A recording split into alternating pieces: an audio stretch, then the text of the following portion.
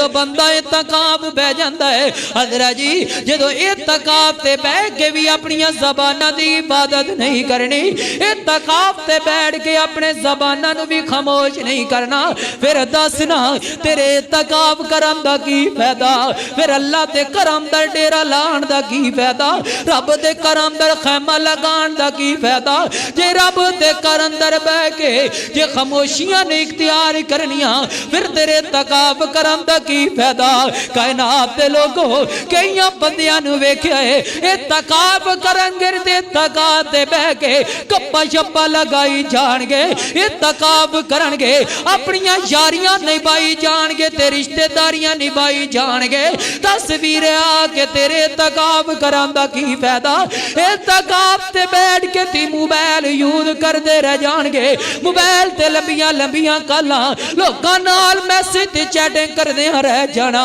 अपनी फेसबुक ते इंस्टाग्राम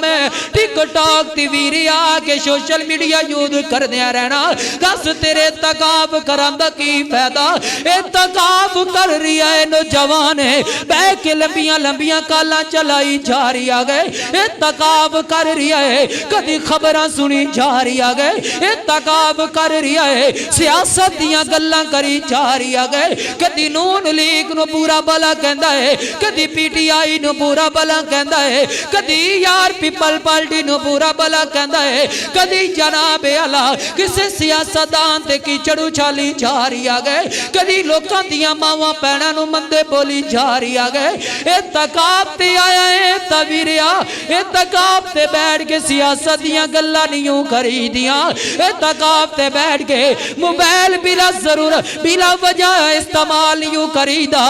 इत्काफ ते बैठ के कारोबार नहीं करीदे, इत्काफ ते बैठ के लोकां दे किरदार ते उंगलियां नहीं उठाई दियां, इत्काफ ते बैठ के लोकां